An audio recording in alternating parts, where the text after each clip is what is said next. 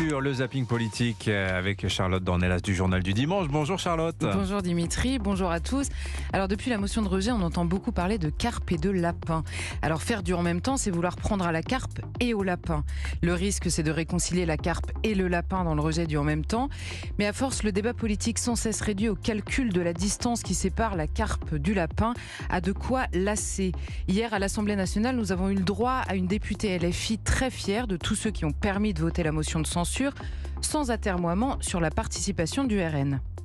Dans toutes les démocraties, quand un ministre est battu, il doit démissionner. Dans toutes les démocraties, quand la représentation nationale rejette un texte, il est retiré. Madame la Première ministre, sentez-vous cette odeur de fin de règne? Tôt ou tard, vous serez contraint de retourner aux urnes. Et de l'autre côté du micro, une Elisabeth Borne plus excédée que jamais à l'Assemblée nationale, à qui le vote commun n'a pas échappé.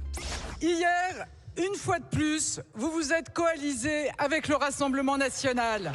Hier, une fois de plus, vous avez fait le choix délibéré de la compromission avec l'extrême droite. Mais quelques jours plus tôt, Gérald Darmanin, porteur du texte et membre du même gouvernement, n'était pas dégoûté à l'idée d'éviter la motion de rejet grâce au RN, pourquoi pas. Il évoquait alors sur Europe 1 et CNews la motion de rejet déposée par Europe Écologie Les Verts. Eux, c'est normal qu'ils veulent pas débattre de l'immigration, ça les dérange. Mais les LR ou le RN, ce serait quand même très particulier qu'on ne puisse pas, à l'Assemblée nationale, pendant 15 jours, débattre d'un sujet qui passionne les Français. Le RN, c'est pratique, ça tient lieu de repoussoir quand on n'a pas envie de trouver des arguments. Alors si le RN vote contre la motion de rejet avec le gouvernement, tant mieux. Si le RN la vote avec LFI, ça s'appelle de la compromission. Et côté LFI, c'est l'inverse.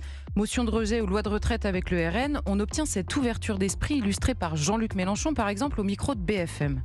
Même Madame Le Pen, je ne sais pas si vous êtes au courant, mais elle dit qu'il faut manifester. Alors, écoutez, c'est un grand progrès. D'habitude, elle passe son temps à chercher pouille aux Arabes et aux musulmans. Et pour une fois, elle a compris que quelle que soit sa religion ou sa couleur de peau, on a tous des intérêts communs et qu'on est semblables. Mais quand LFI n'a pas envie d'aller marcher contre l'antisémitisme et qu'il faut trouver une bonne excuse, on oublie tout. Plus de progrès, plus de tant mieux. Écoutons Manon Aubry, l'eurodéputée LFI, au micro de BFM à l'époque. Je ne me vois pas défiler aux côtés de celles et ceux qui ont contribué à développer, à banaliser l'antisémitisme dans l'histoire de notre pays et à mettre en danger la population juive de notre pays.